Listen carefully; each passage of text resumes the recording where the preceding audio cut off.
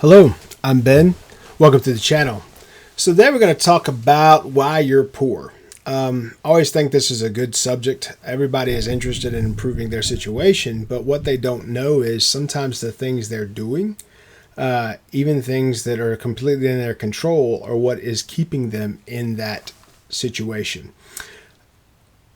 It comes to me this time of year specifically, so it's in November and it's an election year, and all you've heard in America recently is about these politicians and your cell phones. You're getting a dozen texts a day from politicians that promise this and that, which haven't done anything when they were actually in the role, and those type things. So let's look at the word poor in definition and meaning. So in definition, it gives you 3 or 4 different things, but it primarily comes down to having little or no money, little or no goods, little or no means of support. That's poor by definition. And there are 4 different types of poverty. And so we'll go through that. One is just your standard poverty or poor state, where a person is in a situation where they don't have what they need to suit their needs. But then there's a socially acceptable suggestion around this based on what you earn or how you earn, etc. Then you have cyclical poverty, which means one group of people have been poor or in this poor situation for quite some time, and it's cyclical, and there's some thoughts around why it's cyclical. The next one you have is collective poverty, which is in contrast to cyclical, which is long-term. Collective is temporary, and it involves all groups of people in a certain area and lasts for a specific period of time. A lot of times that's in a time of war or a time of depression or something like that.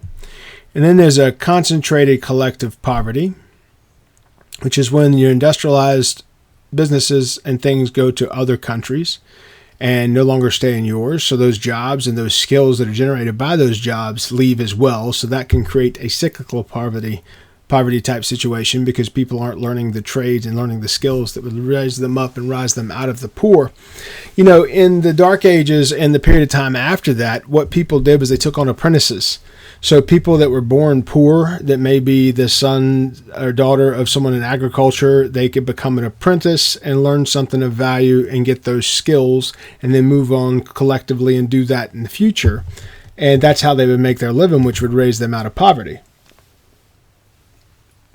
Also, agriculture and people that have been dirt workers, plod workers. I grew up on a farm in South Carolina, and the economy impacted how farmers' goods and souls were sold. Politicians removing tariffs from stuff coming from other countries damaged local farmers very much, because basically you would get something from China or Mexico that was picked while it was very, very green, and that would ship to you for cheap instead of getting, and it'd have longer shelf lives because it wasn't picked when it was ripe, so it would ripen off the vine, if you're talking about vegetables in particular. And so local stuff is better quality, more nutritious, etc., but it has a very short shelf life because it was picked when it was ripe. And those two things can't compete. This is better for you from a food stuff situation. This stuff is not. It's less nutrition, less value, but it can be shipped and brought for cheaper. And so what you see is people actually get pushed lesser goods because they were cheaper, because someone bought it when it was greener from far, far away, as opposed to it being the good stuff that's bought locally. So there's a concentrated collective poverty that is then generated by that, because you're taking the money out of your own neighborhoods, your own towns and villages, and sending that money to elsewhere, so elsewhere can send you lesser things than you could actually buy locally in your own towns. Big countries like the United States do stuff like that, and it doesn't do anything but hurt their citizens, and the citizens are so dumb they keep voting for the same politicians that put them in that place in the first place. So this is what election year does to me. It just reminds me of all the stupidity and all the promises and how people are getting all bent out of shape because your politician is better than mine and yada, yada, yada. But if you have a cyclical poverty, a collective poverty, or a concentrated collective poverty in a certain area, you are guilty of doing that to yourself because of how you vote. Okay? Use California as an example. A couple decades ago, it was one of the finest financial situations in the world. Now it's a dumpster fire. The next is case poverty. It says similar to collective poverty and relative prominence, but different from it in terms of distribution. Case poverty refers to the inability of an individual or a family to secure basic needs, even in social surroundings of general prosperity. Now, the thing about case poverty is very interesting. And guys, I honestly don't care how you vote, but this is what it comes down to. If you are seeing your neighborhood has gone to crap, crime is through the roof, your rights are being limited, your rights are being taken, which is then going to allow people to victimize your children, your elderly, and your grandchildren. Okay, you're voting in a way that is putting your family in threat. You are generating this case poverty for yourself because you were poor. You're losing those economic benefits. You're losing those rights, etc., because you have an inability to improve and achieve your basic needs, even though the rest of the country is living in general prosperity. So people don't think about those things about being poor, but there are other things that we do as individuals that make us poor. And so I'll jump into that now. Basically, a lot of this has to do with having to have instant gratification, okay? So you care too much about short-term pleasures. You spend in that way. You do things in that way. I just remember, being young in my 20s and working a job and watching all my coworkers and friends blow all their money every week. Anytime a payday came, they'd pay whatever bills they could pay, but then they'd blow the rest going out to bars or eating out at restaurants and doing all those things, which are highly expensive things to do, which is why I always smoke cigars. I could smoke one cigar at a bar, and this is back when you could smoke in bars. I don't think you can anymore. But people would go through 4 and 5 drinks. I would get one drink and sip on that, and I would make it last a full cigar. A cigar lasts 45 minutes to an hour. So by doing that, I'm limiting my spend, and typically I wouldn't spend a fourth of what everyone else was spending going out and doing those things. And then in a restaurant situation, cook on Sunday and meal prep, cook on Sunday, and have food all week. You will have good food, better nutrition. Take a lunchbox, take it to work, right? If you want certain snacks at certain times, buy those things in bulk from Sam's or from some big club where you're paying the lowest price possible per unit. And that's how you save a ton of money, but it also doesn't put you in a place where you're caring too much about short-term pleasures. Number 2 is you lack self-discipline. The stuff I just mentioned around cooking on Sunday so you have food all week, doing the meal prep and stuff like that, it takes effort to do that, but that self-discipline will save you a lot of money over time. So that's what you should be trying to do to have that supported. The next one on the list is you care about what others think. Don't get caught up in that, because every 5 years, the people around you will change. Not your family, but your friends, your workforce, the folks you see daily. That will change just about every 5 years. And you won't have a lot of contact with people you had before. If you live in one place for your entire life, that might be different. You may still have friends from when you were in high school or you were a kid. But the point is, if you care too much about what other people think, you're not holding yourself responsible for the things that you should be doing, and other people can try to guilt trip you out of what you know is the right thing to do for you.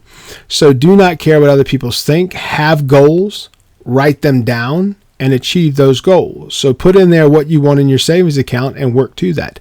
Put in there your goals, write it down on what you want from a debt standpoint and how much debt you expect to carry. It should be next to none. And get there by caring what you think first and dismissing what other people think. The 4th one is you don't have a side hustle. They use that commonly these days, but here's the point. If you live in a city or a big road, you could do straight from where you live, you can do a yard sale every 3rd weekend. You could go out and buy furniture that looks good for cheap and then upmarket and have a yard sale once every month. Where you're selling things that you paid low and you're selling high. By doing that, you can typically impact how you're able to pay your bills. And as a young person, this is a great way to do this. The reason I put that out there is, I have a store, and in that store we buy old goods that we sell. We buy low and sell high, and that will keep a business going as well. So if rent is due on the 1st, then the 3rd week of the month, have yourself a yard sale, and every month go to yard sales, do things like that. Buy the good-looking stuff for cheap, and then sell it for a higher price at your yard sale, or sell it on Facebook on the market on Facebook. That's a great way. A lot of people use that as a side hustle and make a good living with that. If you have other skills, then you can put those into play there too. But having some type of side hustle where you're actively, and it can be fun. Have fun doing that instead of having fun going out and eating and shopping and doing these things that take money out of your pocket. Why not have fun and go out and do things that put money into your pocket? Okay, so that's 4. You don't have a side hustle. And number 5 says you're scared of taking risks. So here's the thing about risky nature and the risks that you should take. You have to have some education before you can just start taking risks. And that doesn't mean you have to go to school. Going to school is a good idea. But there's tons of stuff you can read online, and there's tons of books and references you can read about what risks are risks to take. So let's talk about, a lot of people get rich on real estate. But the upfront cost of real estate drives a lot of people out of that even being a consideration. So here's what I suggest for you. If you're buying your first home, or if you're renting, if you're going to rent, why not buy an RV? Buy an RV, rent a lot. Most cities now have RV lots very close to them where you can get that spot at that lot for, $100 a month, $150 a month. But rent in the city may be $1,200 to $1,400. So if you're working a wage in a city where you're getting paid in a way that they expect you to be able to pay rents of $1,200 and $1,400, if you're only paying $150 to $300 a month for that rental situation, you're putting a lot of money back that other people aren't. So my point is, you can still make strides in places that are very expensive if you do smart things. If I could go back 25 years ago, I would make myself buy an RV and live in RV parks versus renting like I did. The highest rent I ever paid was around $1,400 or $1,800 for a period of time. That's out of control. I mean, you're talking about spending more than $24,000 a year on rent. Okay. A lot of people don't make that. So when you're spending that on rent, you're burning money that could change your life in the future. So while you're young, live small and do these things where you're not driving up expenses. New York City is one of the most ridiculous places on earth when it comes to, people are paying $1,100 for an apartment that's half the size of the room that I'm sitting in. Those type things you can't recover from. If you get fired from your job, or if you have a toxic situation, you're putting yourself in a situation where you have to stay in a bad situation because you're not making better financial decisions. And as that's what I would say to everyone. Being rich has a different definition. For me, wealth for me is having control of my time. So I want to be free to do what I want, how I want, for as long as I want, with who I want. And that freedom to me is worth my money and worth my savings, is worth working for. Okay, so I would say to you, if you have a different thought around wealth, that maybe you think about that. So there are 4 types of wealth.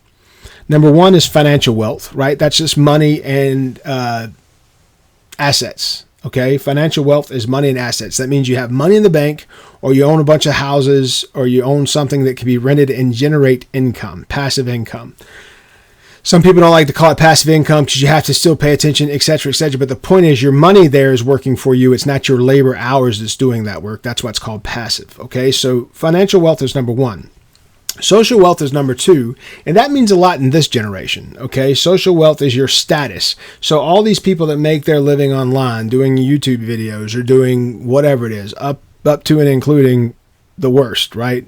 The people that share pictures of themselves for money. So that social wealth is number 2. The best suggestion I can give to you about social wealth is people that you meet in a friendly manner that you would like to keep contact with, have a Facebook and do that.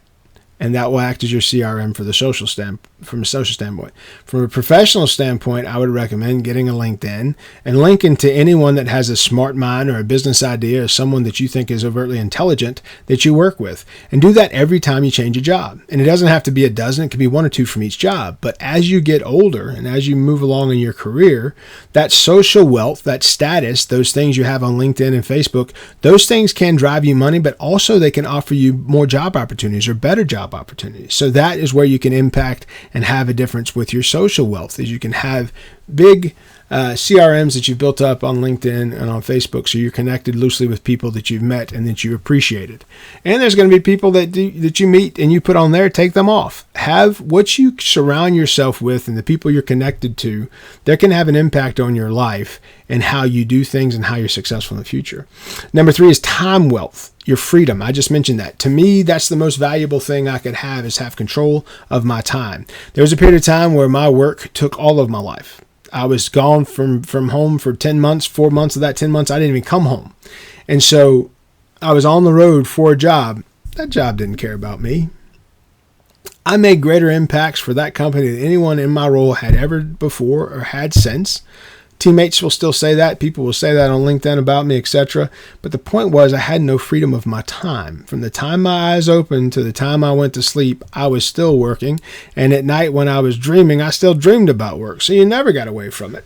So that time wealth, that freedom is what you should be seeking out, in my opinion. And the 4th is physical wealth. That's your health. So you want to be in a situation, you can imagine the job that I mentioned, I wasn't very healthy. I ate when I had time. And that leads to not eating a lot of great meals. It wasn't allowing me to do food prep and the things that were important to me from a self-discipline standpoint. So it put me in an unhealthy situation. One of the reasons I decided to get out of that role was my health. And 2 was I missed my family and missed being home. So those are the types of wealth you should be seeking. And when I thought about doing this video, I've done videos similar. I always like to give references other than just me. So here are 2 that I would recommend to you. If you're a young person, high school or college aged, and you want to learn about getting rich, this is written kind of like a novel, kind of like a story, but this is an exceptional book on teaching you how to see wealth and make your money work for you. And it is called The Richest Man in Babylon by George Clason. And guys, this book has been around for a very long time. I don't remember when the initial publication of this was, but it is an excellent book. It's taught in schools across the country, and it's suggested to be one of the top 10 financial books to read should you get a chance. And it says, money is plentiful for those who understand the simple rules of its acquisition. 1 is start thy purse to fattening, so save your money. 2 is control your expenses. 3 is make thy gold multiply. That's when you make your money work for you. 4 is guard thy treasures from loss. You protect what you have so you're not losing what you're building. 5 is make of thy dwelling a profitable investment, so even your home should make you money. 6 is ensure a future income, so you want to build that income in a way that's continue coming in. And 7 is increase your ability to earn, which is increasing your skills and increasing your impact. Great book, guys. Read this book. That's the first one. And the second one is probably one of the best financial books I've read in my lifetime. It is called The Psychology of Money. And this is by Morgan Housel. This book is an exceptional. When you read through this book, those 2 books, I read both of them every year. They will change the way you think about finance in some ways. They both had an impact on me. They go on this shelf back here of books that I reread every single year. And hopefully you'll get the same insight or some insight that I didn't get from those. I think they're fantastic books and great references. So the biggest piece about being poor is that you don't quit on yourself. You keep putting 1 foot forward every day. It's fine to rest, guys. It's fine to take time off, but have your goals written down and try to get after those aggressively. If you find this video useful and you think it's been a good video, please like, please subscribe. Please share it with those that you think may benefit from it. And please subscribe and support the channel. I'm Ben. Hopefully this is useful to you. Be good.